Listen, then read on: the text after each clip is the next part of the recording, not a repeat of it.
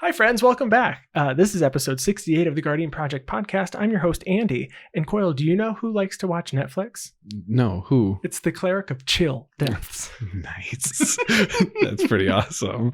And I'm your co-host, Mike Coyle. And I really hope you don't have any trouble peeing because the urologist is out. That was so bad. That was very bad. Please listen carefully. And this is the podcast where we talk about all things Magic the Gathering. But mostly Commander. And before we start, we want to thank our patrons. We appreciate all of your support. And it's official. We finally posted that $1,000,000 deck tech that you may have heard us talk about at least 4 times before on the show. At least 4. And then we didn't post it because we couldn't figure it out. Mm-hmm. And then I needed a thumbnail. Then I got the thumbnail and waited 2 weeks to get the thumbnail into YouTube. And then I put the link. And now it's on Patreon. So it's a patron exclusive, the $1,000,000 deck tech. So if you want to check that out, head over to patreon.com. And if you are not a patron, you can head over to patreon.com/Guardian Project Pod and support for any dollar amount. We love you all. And it really helps us create content. And if you have any suggestions on things that you'd like us to do that are patron only exclusives or that you'd like us to make, send us an email or a message. Yeah. And if you're looking for any other way to support the podcast, we do have a TCG Player affiliate link located in the show notes below. So if you're looking to pick up any singles or sealed Magic product from TCG Player, please use our link. And then wherever you're listening to the podcast, or if you're watching on YouTube, we would really love a follow, a subscribe, a like, and comments. We really appreciate your comments. I know our YouTube videos are getting a lot of comments about you misplayed. Come on over. They're always my misplays too. Tell us how much we misplay. And I'm sure it's not just Andy misplaying. I bet there's a lot that we just missed. There was a game where I played Arishkar's Expertise, and I drew 5 cards because Omnath was out. So you draw cards equal to the greatest power among creatures you control, and then cast a card with CMC 5 or less. For some reason, I've played the card at least 100 times. I just cast a Blasphemous Act. Clearly not a legal target or a legal card to cast. What do you mean? Blasphemous Act only costs 1 mana anytime someone casts it. I mean, you're right. It does feel that way. And I feel like I stole the game from Coyle. Both games screwed over Coyle. I mean, that's even if you didn't make mistakes, that's happening. You were playing Yeva that game, and I blew up your board when you had the Seedborn Muse. Oh, yeah. And then another game, I gained control of creatures with mob rule. No, I didn't. Master Warcraft. Right. I forced creatures to attack, and I forced a creature that over webcam, to be fair, a creature that I never play with, a Regisaur Alpha, doesn't give itself haste. Nope. And I forced it to attack Coyle, and it killed him. I did die. So, maybe Coyle would have a much higher win rate if I didn't misplay all my cards. I just need to catch Andy in the misplays, that's all. And happy International Podcast Day. That's why we're recording today? That's why we recorded on the normal day we record. Oh, okay. Yeah. Just so specifically we could say happy International Podcast Day. September 30th. So in case you didn't know. If you didn't know, if next year that's on a day that we record, we're going to do it again. and if that holiday matters to you, I think you need to drop a like, a subscribe, a comment. Yeah. Tweet at us with your favorite. Wait, tweet at us with your favorite, the favorite thing that that we've done on the show. Yeah. If there's something that you liked, tweet at us and put hashtag International Podcast Day. Yeah. And leave a comment, hashtag International Podcast Day on whatever you're listening to right now. Yeah, that'd be great. Do it.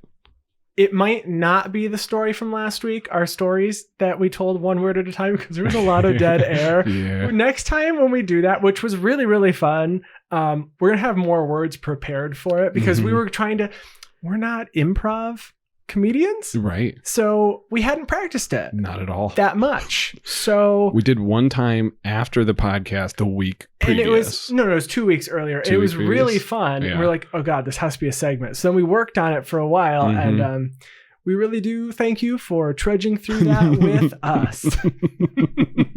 So we got our collector's booster boxes this past week. Yeah. Well, I got half of mine. I got one. I don't usually buy them. I've talked about I don't buy it. And then the FOMO hit and I go, I really like these cards. And I just really like the set and also Expeditions. Yeah. And I said, Expeditions are really nice. It's the same price as the previous collector's booster boxes. So I said, I'll do it. So I did get a fetch. I got an Arid Mesa. Nice. And so that was exciting. And I got a Wasteland. Mm-hmm.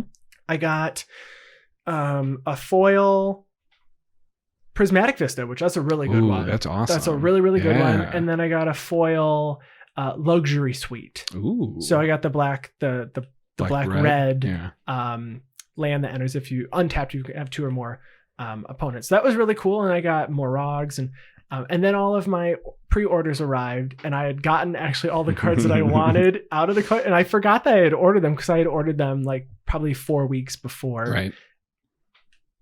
Or just, right ever, like whenever they came out, it was like the next day I pre-ordered. So that was cool. Yeah. Open anything fun? I opened the first collector's booster pack I actually opened the foil Misty Rainforest Expedition, which was cool. Verdant Catacombs foil expedition. That's hot. Yeah. Morphic Pool. So the black blue two or more land. Opponents. Yeah. And I opened the Celestial Colonnade for you. Yeah, so I'm getting an upgrade. I already have a foil Celestial Colonnade in Noyandar, but now I'm getting the one that actually looks like a manland and not just like a big ocean creature thing. It looks really cool. It's probably one of my favorite arts of all the expeditions. Yeah. Besides, I mean, I really like the art for Creeping Tar Pit, despite it being the least valuable expedition. Oh, and what's the red-green... Wooded Foothills was one of my regular collections. Oh, you got the fast line Razor Verge Thicket. Razor Verge Thicket, yeah. So I opened 1 box of regular packs because I usually open one and then I draft with my partner. Right. And so we opened that one and there was a Verdant Catacombs in the other one. And I was like, all right, yeah, that was good. Solid. So what are we talking about today? So today we're going to talk about the new Secret Lair that was announced. So Secret Lair, The Walking Dead, and everything revolving around that. Magic Twitter on Monday was dead. Yeah. By dead, I mean Walking lively. Dead? Lively? Walking? Unlife? It wasn't happy. No. The show doesn't seem happy though. I've never seen it though. It's not. It's an apocalypse show. Was it dark? It's always dark. That was what Magic Twitter was this week. Yeah, Magic Twitter was an apocalypse. And not because of the next topic that we have. No, the next topic. Actually, no, it kind of was. Nah, the next topic's fine, I think. So we're going to talk about the banned and restricted announcement and the 1 card that was banned in that announcement. And then for the main topic today, we're going to delve deep into, and I know I said delve. It's not delve. Misleading. It's not delve. We're going to dive deep into talking about a mechanic called Kicker. Yeah, we want to start talking about mechanics and maybe having a few episodes in a series that will go on discussing specific mechanics, how they work in Commander, our favorite cards with that mechanic, and then what commanders we think work really well with that mechanic. So let's jump into it.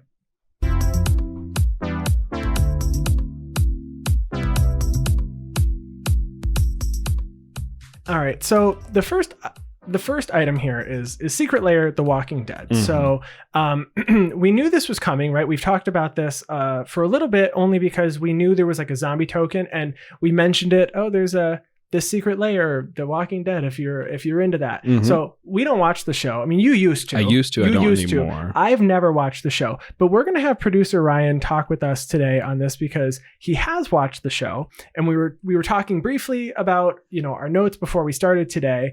He was like, "The Secret Lair, what?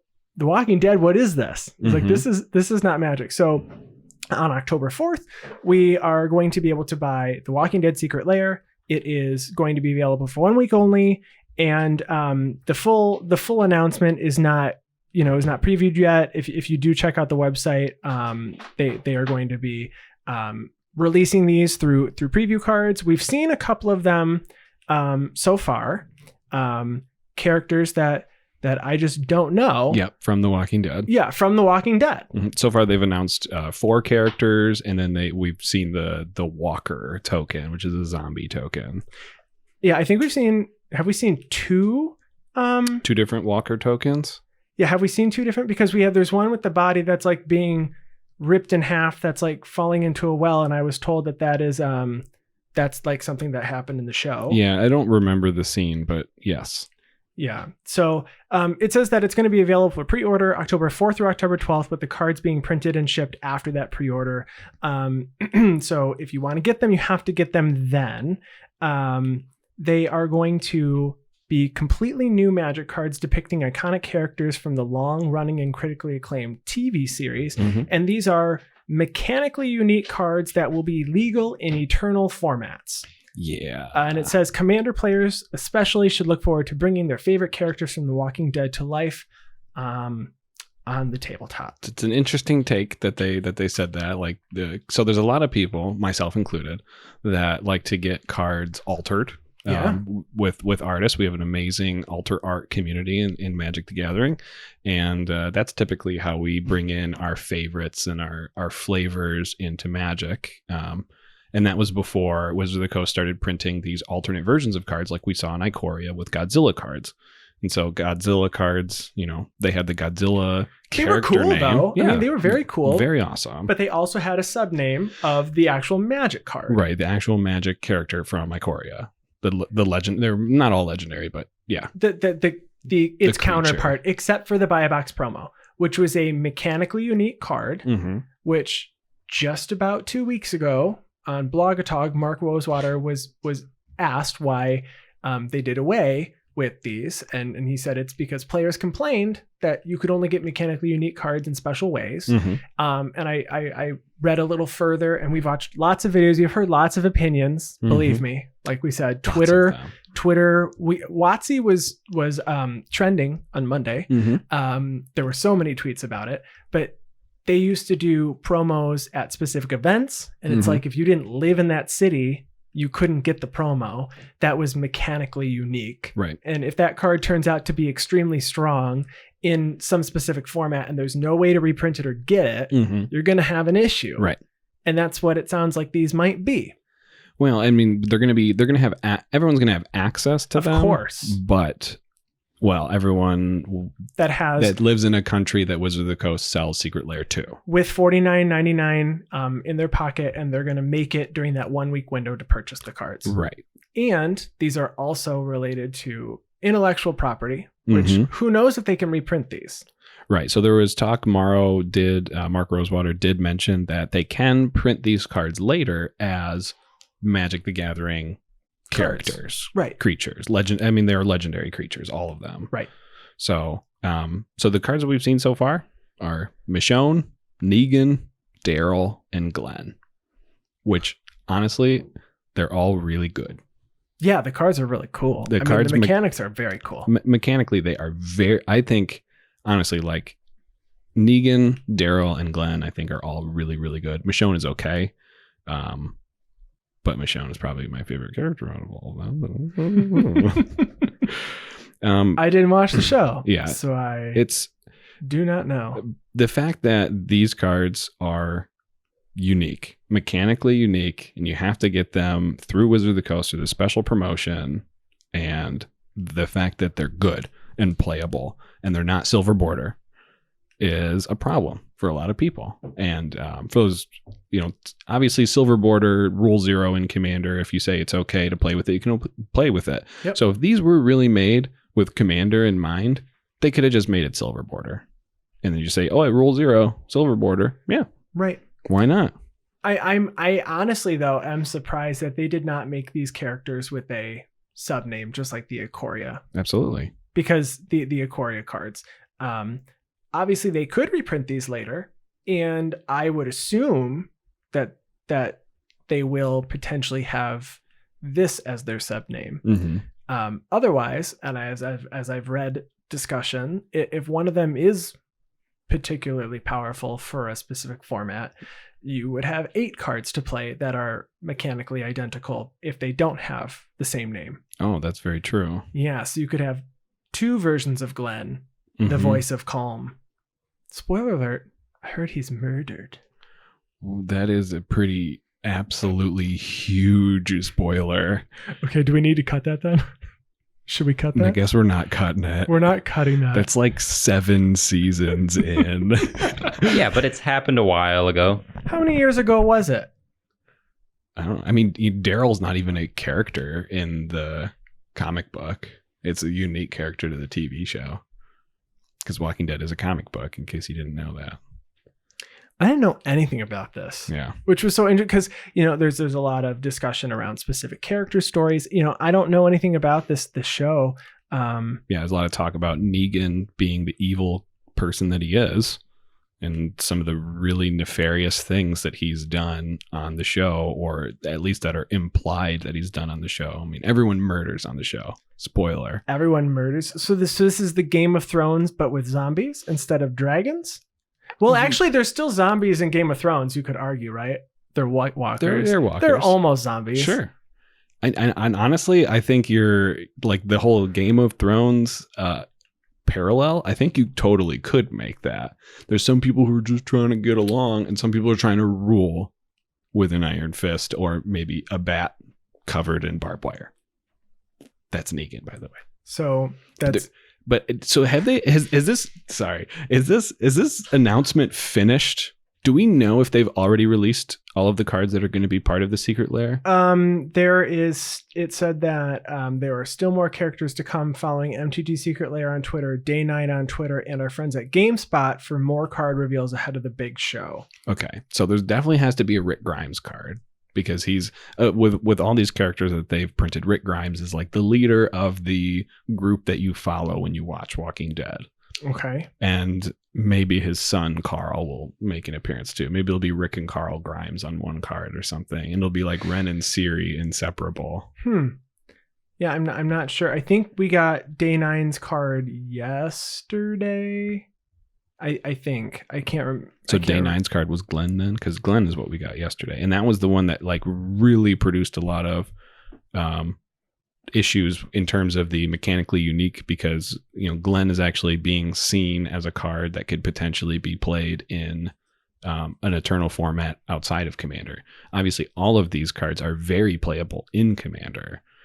Glenn was previewed yesterday by Day 9 TV on Twitter. So there may be a post that is coming out today or that has not been previewed yet. So that is it with the Walking Dead. The cards are very cool. Mechanically, they're very strong. I think they'll be great for Commander if you want to build them. Maybe very expensive if you don't purchase it. The way that they're marketing it and selling them is not the best. The quick get it now. It feels very predatory marketing. Quick get it now. But I guess the hope is, and it's not very likely, unfortunately, that this is the only time this is going to happen. But as we know, Wizards of the Coast works up to 3 years in advance. And the community didn't tell Wizards of the Coast, no, we don't want this until the release of this. Yeah. So we could still have another 2 years of some of these. Yeah, I don't know. I don't know how far they work out for Secret Lair, but I mean, Mark Rosewater, the design team, they say we work on sets years in advance. Right. So I wonder if this has been years in the making. I hope so. The fact that they're mechanically unique, they have to be play tested, right? I doubt that this makes it in play testing. No, that's a little foolish. They could break a format really quickly. Who knows? Someone does. Yeah, so that's it for Secret Lair. Our next item is we had a ban restriction announcement, right? We did. So there was a ban restriction announcement on September 28th, so 2 days ago, Monday, and it was announced that in Standard, Uro, Titan of Nature's Wrath, is banned. Bye-bye. Goodbye. No more Uro.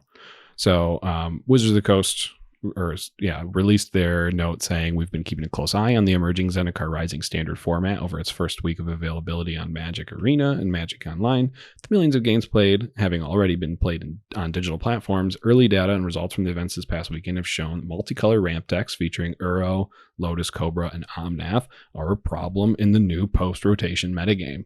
Who'da thunk? Well, to be fair, I didn't even realize it was a problem right away. And I found a list online. Someone was like, I made it to Mythic. And I said, all right, I've got so many wild cards and I had the majority of the deck built anyway. I said, let me put this together.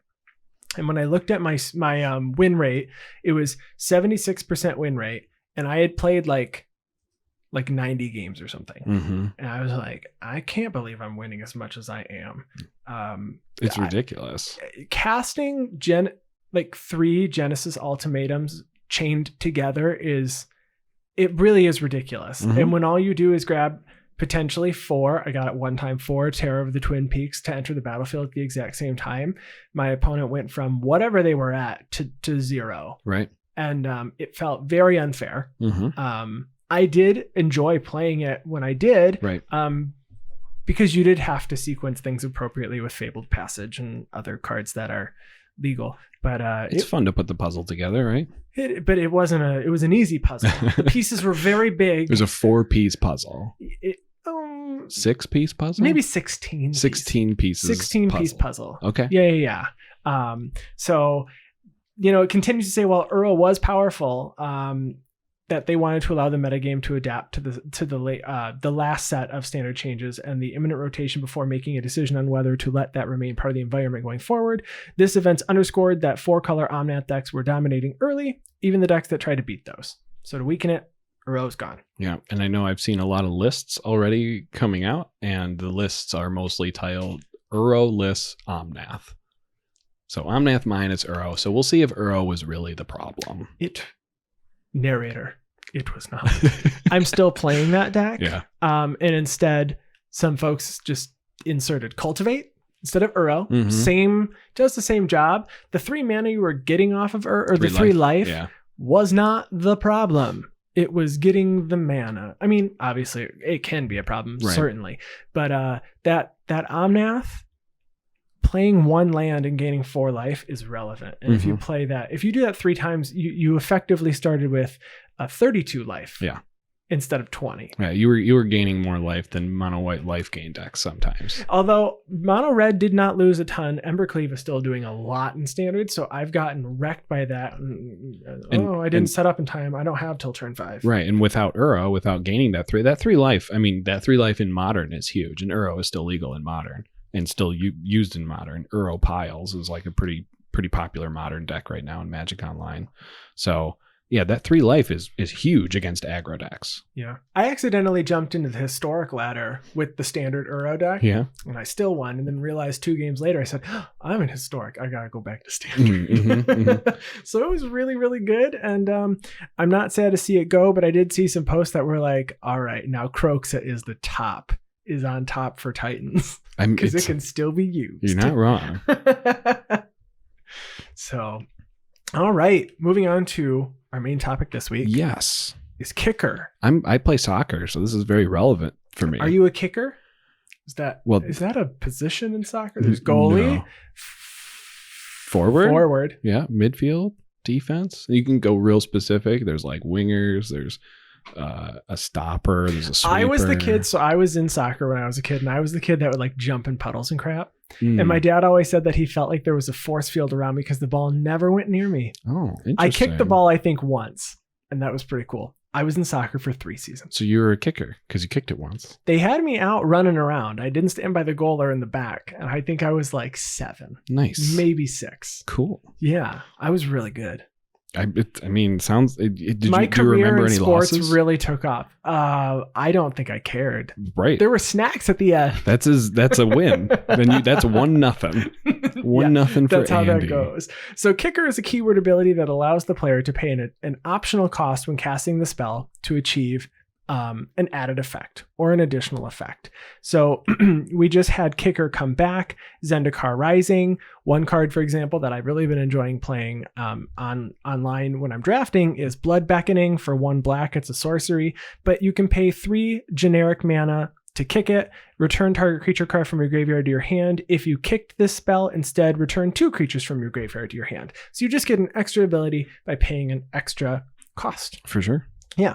So we are going to talk about our favorite kicker cards. And then at the end, we're going to talk about the commanders that we think best utilize kicker. Obviously, we know that there's 2 that literally have it on the face of the card. Literally have it written on their card, but they're not the only commanders that care about kicker. True. Kind of. So why don't you start us off with some kicker cards? So,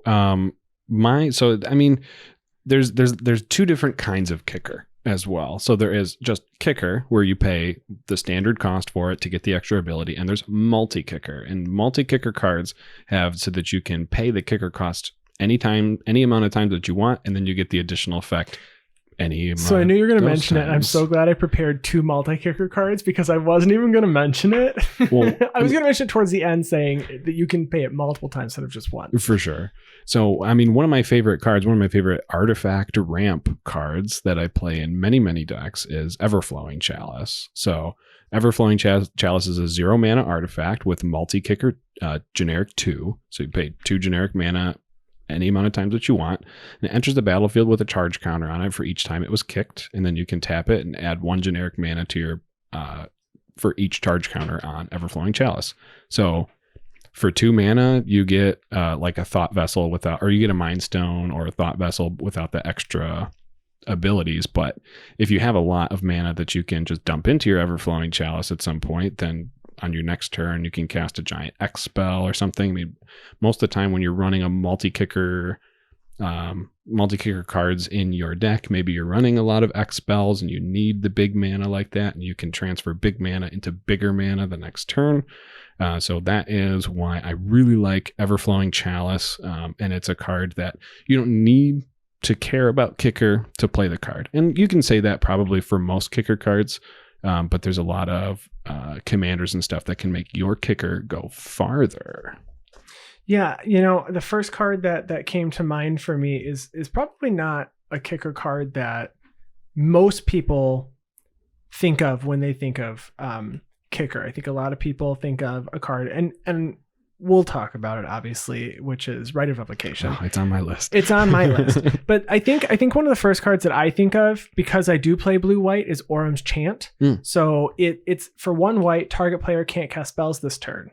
Just so you can try to make it so that someone who is likely going to win, you can do it in response to an activation or something, or you can do it during their upkeep. They can't really cast any spells, just to kind of keep yourself alive. It's usually like a last ditch effort, or if you're going to try to do something really big and you don't want someone to interrupt it. But it has kicker for 1 white, so you pay a white and you pay an additional white, and it says if you pay the kicker cost, creatures can't attack this turn. So you might swing out and go, well, I'm going to die on the crackback, and you go, I'm just gonna spend 2 white and they can't cast spells or swing this turn. And then you get another turn. It feels like take an extra turn if there's only 2 people left. Well, that's very true. That's very true. It feels that way. So that's probably on the almost near the very top of my list of kicker cards that I enjoy playing. Yeah. I guess one kicker card that I do play in almost every green deck is a card from Dominaria with kicker called Grow from the Ashes. So Grow from the Ashes is for 2 and a green, with a optional kicker of another generic 2 mana. So it says search your library for a basic land card, put it onto the battlefield, then shuffle your library. If the spell was kicked, instead search your library for 2 basic land cards and put them on the battlefield, then shuffle your library. So they don't come in tapped, which is what I really like about Grow from the Ashes. It feels a lot like Sky Shroud Claim, which is a 4 mana spell, but you can only search for forests with Sky Shroud Claim. And Grow from the Ashes, you can only search for basics, but you can search for basics of any type. Yeah. So it's a very choice ramp card that I like using in green decks. Yeah. You know, there's a new card that I think people will see the power of when they play it, and it doesn't specifically have to be in the deck that it feels like it needs to be in. But the card is brand new, Maddening Cacophony. So I know that did we talk about this as one of your top cards? No, it was on my list of like number 7 or number 8. It made your long list, not your short list. No. And so it's a sorcery for 1 and a blue that says each opponent mills 8 cards, but it has kicker of 3 and a blue, so you can pay 6 mana total. It says if this spell was kicked, instead each opponent mills half their library rounded up. Right. Just get rid of it. I do want to know, and I think I know how it resolves, but in a weird different Magic the Gathering, the card game universe, with like one of the new Simic legendary creature that cares about kick, Verazal, is that his name? That where you can get double kick spells. Like I want a reality where getting double kicked Maddening Cacophony mills the whole library, mills their whole library instead of half, and then half of what's left over. Yeah. I also find it interesting that particular card, when played in like a modern mill deck or something, at some point, not kicking it could mill more cards than kicking it because it mills for 8. Absolutely. Yeah. Yeah. In standard, I'm playing with this right now. There is a very strong blue-black mill deck that it's 4 Rune Crab, 4 Maddening Cacophony, lots of just things to mill. Didn't say please. If only you still had Ashiok. If only you still no, because some of the cards want you to have, like, a lot of the rogues care about how many cards your opponent has in their graveyard. Because there's the rogue that is a lord, and then there's a rogue that has, if your opponent has 8 or more cards, it gets death touch and then it gets stronger. Gotcha. And I guess you don't have Uro to exile anymore. So who cares? That's true. That was really good against that rogue deck, though, because I could escape Uro 4 turns in a row, and then they lost their buffs because I got rid of all the other cards. Right. But now you can't do that, and there is quite a bit of mill running around in standard. There's a couple versions. There's an Izzet version, a mono blue, and a blue black. But I'm happy it's there because I like having the alternate win concept. For sure. Yeah. So, I was looking at my list and I realized that all of my cards on here are blue and green because those are the good kicked cards that I like playing. Most of mine are blue and green after I started with my white card. Right. So I understand why Verazal is the colors that Verazal is and why Wizard of the Coast decided to make it Simic.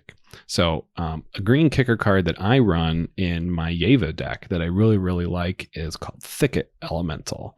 So this is a 5 mana, 4/4 elemental, 3 and 2 green that you can kick for an additional 1 generic and a green. It says when Thicket Elemental enters the battlefield, if it was kicked, you may reveal cards from the top of your library until you reveal a creature card. If you do, put that card onto the battlefield and shuffle all other cards revealed this way into your library. So it's a really easy way to just like get one more big creature onto the battlefield by only having to pay 2 more mana for the creature. So I run this in my Yeva deck. And sometimes I'm just crossing my fingers like a 4/4 is cool, but let's hope for, I don't know, Seedborn Muse, Craterhoof Behemoth, something huge. Yeah. I think another card that I've been playing a lot with, again, another blue card from Zendikar Rising, is Inscription of Insight. So this is from the Inscription cycle, the partial cycle, that costs 3 in a blue, but has kicker 2 and then blue. So 8 mana total, which is very expensive. If you're in blue-green, it's not that expensive. Right.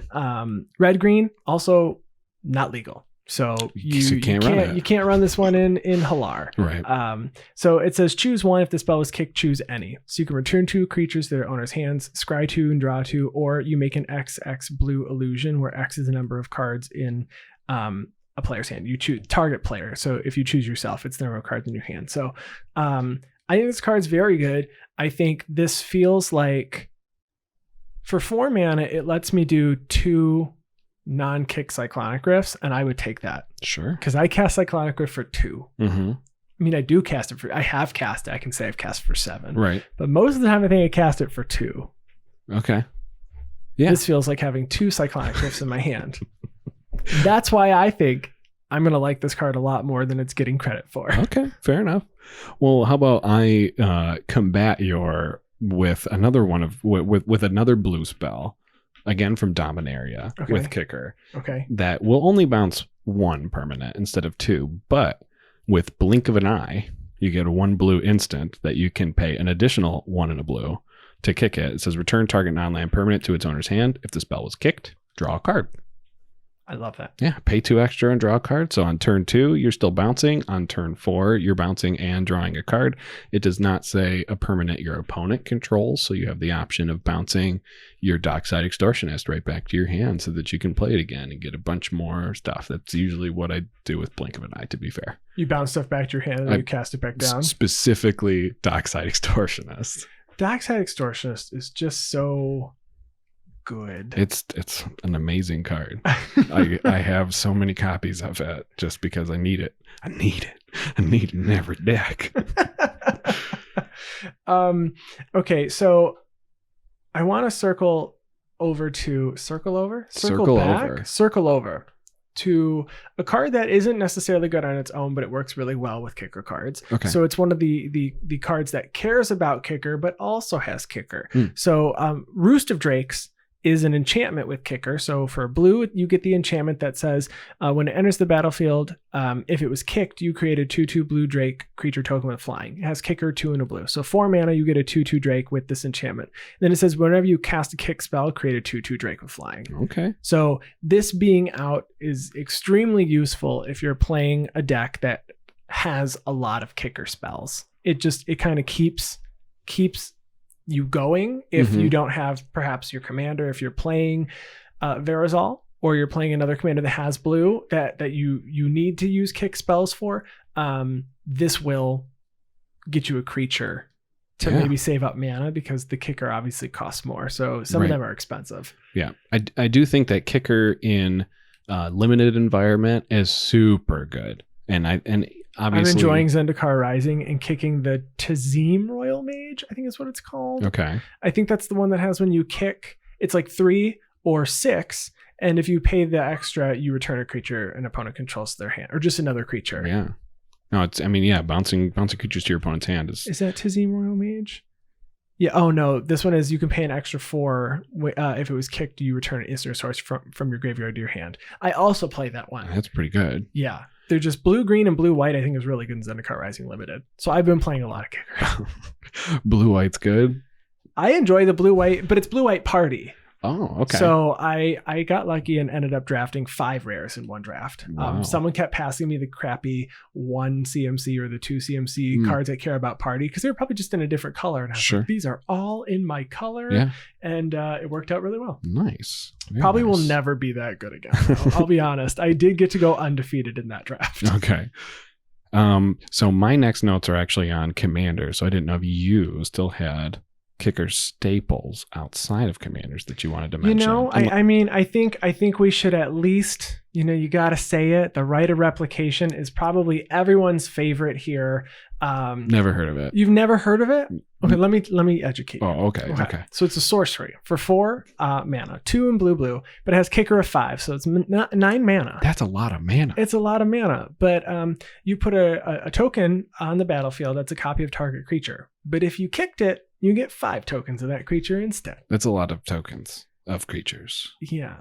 Is it a creature you control or is it just a creature? No, it's any creature. Oh, that's really good. Yeah. So I think I told the story one time, but I got a Plan of Ulamog kicked and then swung all of them at me. And I was literally annihilated. Mm-hmm. Do you remember when Nick had 20 copies of Sharding Sphinx? Yeah. Yeah. So in Brutaclad, Rite of Replication's ridiculous. Yeah, it's ridiculous. But it's also just really good on its own. Yeah, I mean, even but for 9 mana, it needs to be really good. Even in Verazal, I mean, now you're getting 10 tokens of something because you're doubling it. So yeah, Rite of Replication, I think, is arguably, we have to say arguably, the best Kicker card. Verazal? I was going to say Rite of Replication. Oh, Rite of Replication. Yeah, I thought you said okay, yeah. Yeah, arguably, Rite of Replication is probably our favorite. And in Commander, it does.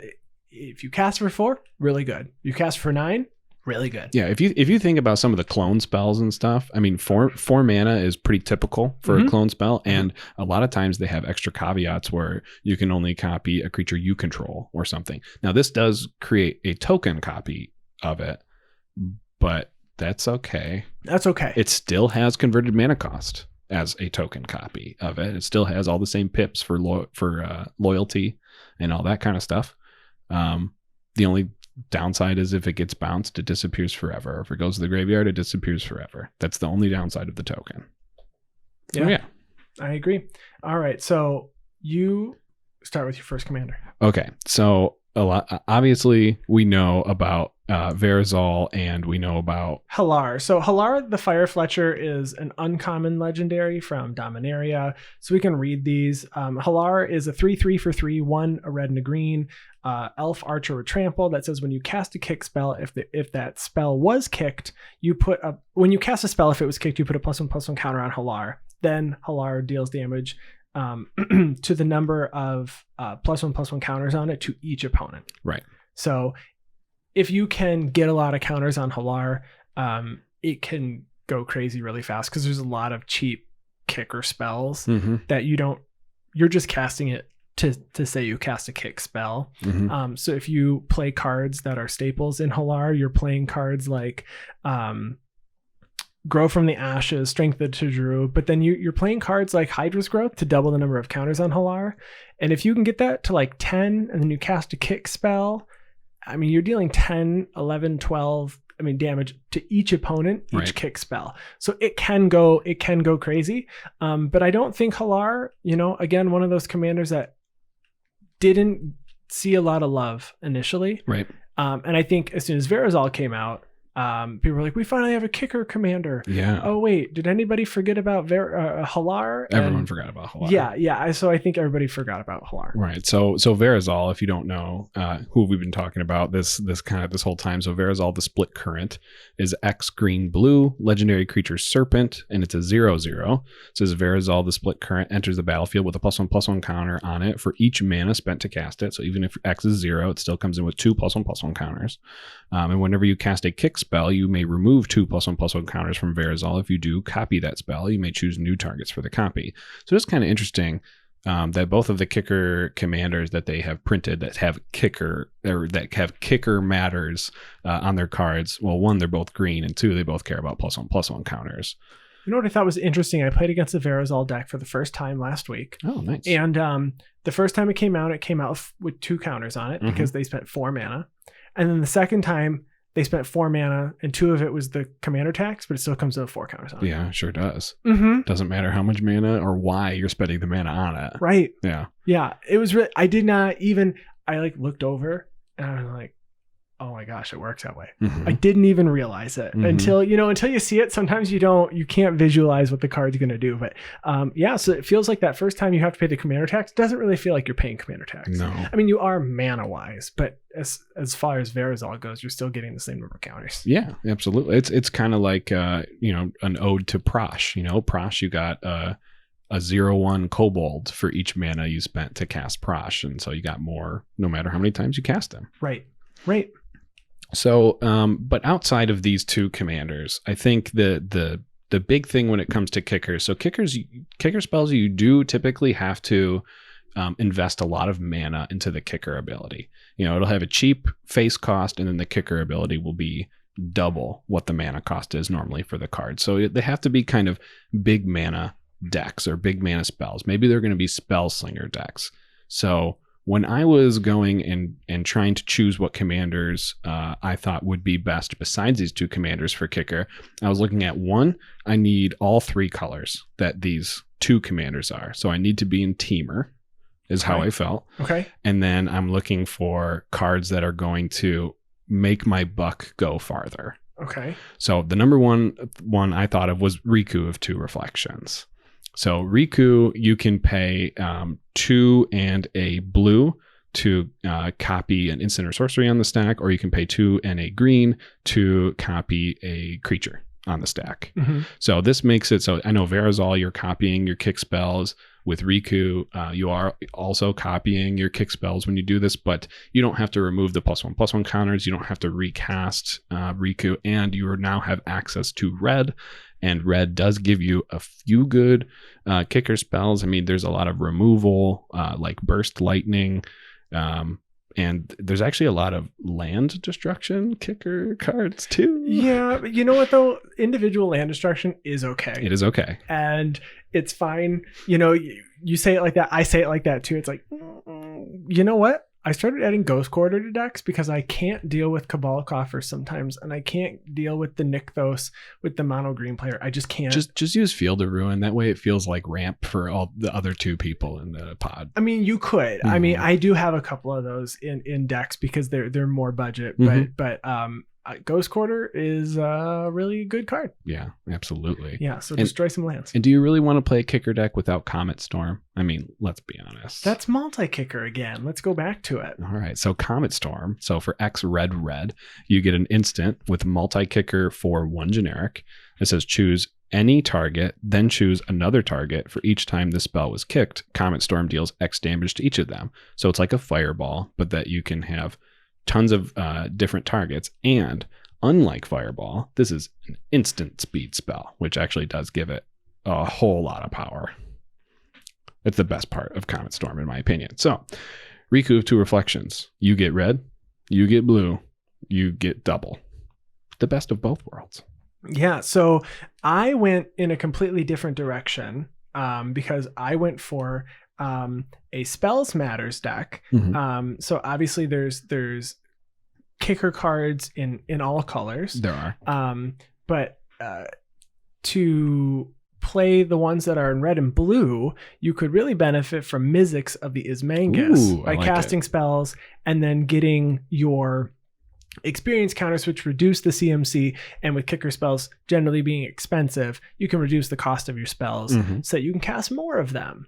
That was, there's a lot of Mizzix decks, and a lot of them are problematic to play against only because they can ramp out some giant spells really fast. And it feels very unfair. Mizzix is one of the decks. Marin also feels a smidgen unfair from the commanders from that cycle that get the experience counters, because theirs could just kind of go off so fast compared to. I like the Azuri one though too a lot. Azuri's good, but it relies on it being out and other creatures entering at the same time. This one is, you don't have to. I mean, obviously you have to cast spells and creatures need to die for that, but there's a lot of ways I think you can abuse Mizzix. But just getting the massive cost reduction, I think, is the reason that Mizzix is one of the commanders that I would play. Yeah, I know.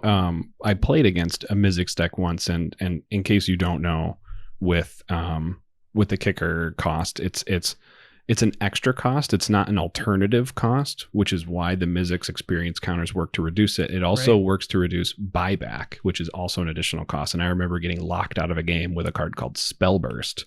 That is X blue with buyback 3. It says counter target spell with converted mana cost X.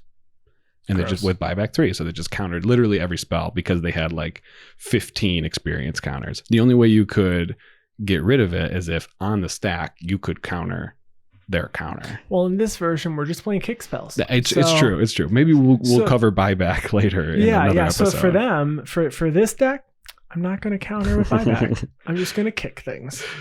So another teamer legendary creature that I was looking at just to see how viable it would be is actually a relatively new legendary creature from the Ikoria commander set, which is Calamax. So Calamax is teamer that cares about instant spells. So if you were to go over to Scryfall and you look up the word kick and you look up the type instant and you only search for legal cards in teamer, you are going to find 25 cards total. That's a lot. Yeah, that is a lot though. It is a lot. With one of them actually being a counter spell specifically for spells with kicker. So 24 instants that you can use with unless Calamax. You need to counter your spell so that you can get another counter for Calamax. You could do that if you really wanted to for the flavor. Yes. So the fun part about Calamax is that when Calamax is tapped, any instant that you cast is doubled. So this is again trying to get more value out of your kicked spells, and you're still going to be in teamer. So my favorite one that you could run is actually an uncommon from Dominaria, and it's in green. So we actually can be played in all of the 2 commanders we talked about originally. It can be played in it could be in Riku. It can be So it's called It's called Wild Onslaught. It's for 3 and a green. It's an instant with kicker 4 generic to put a +1/+1 counter on each creature you control. And if the spell was kicked, you put 2 +1/+1 counters on each creature you control.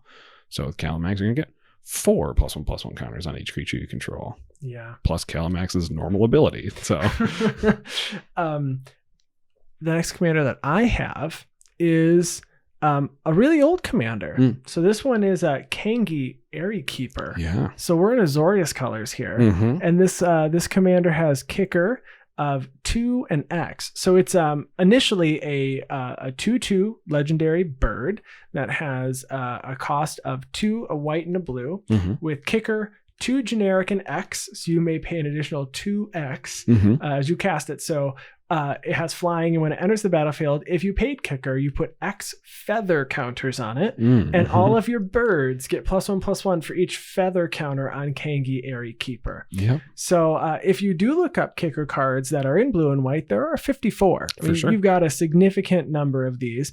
So if you're playing a version of Bird Tribal that also cares about kicker spells.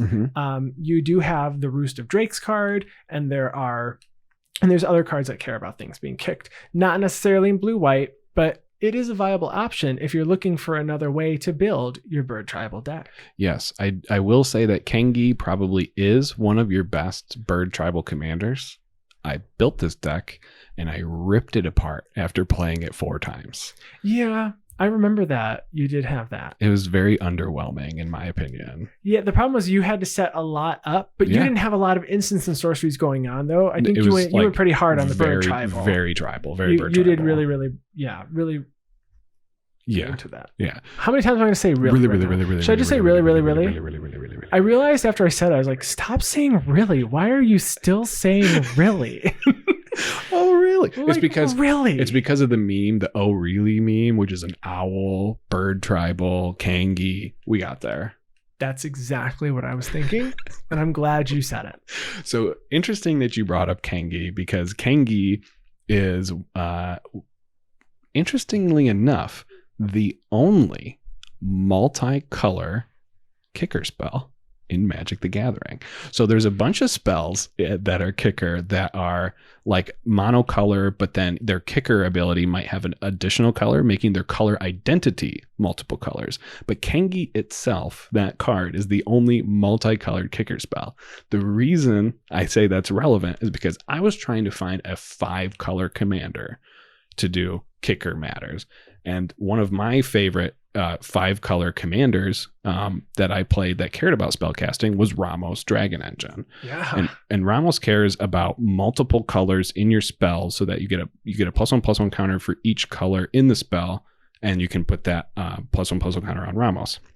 Then you can remove 5 +1/+1 counters from Ramos and add double Wooburg into your mana pool, which will help you cast the big spells that kicker has. However, so that's white, blue, black, red, green. White, blue, black, red, green. That's double Wooburg. So the problem is it's going to take just way too long to get the +1/+1 counters on it. Kangi is the only card you can cast where you're going to be putting more than just one +1/+1 counter on Ramos.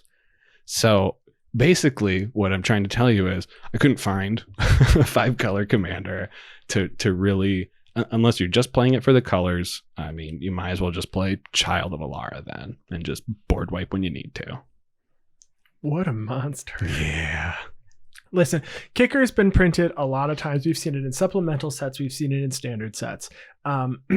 It's very popular. It's going to come back. So this list is only ever going to grow in the future. We'll likely see more commanders in the future that also care about kicker. Maybe not necessarily like when you kick this, but other commanders that care about it. Spell slinger decks just in general are going to care about this. We didn't go into all of them, but I'll mention, Noyandar one more time on, the episode. What's Noyandar? I never heard of You've never heard of that deck? Yeah. So a blue-white spell slinger deck that literally just cares about spells, and it doesn't matter what they are. I could build a kicker Noyandar deck. That would be very fun as well. So this was a really fun episode to prepare for.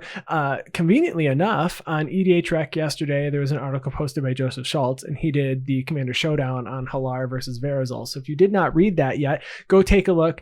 There were lots of things that I learned about Verazol, or specific aspects of the way that you could build that deck that I did not know. So that was very interesting that I did get to read through that yesterday. So check that out on EDH Rec.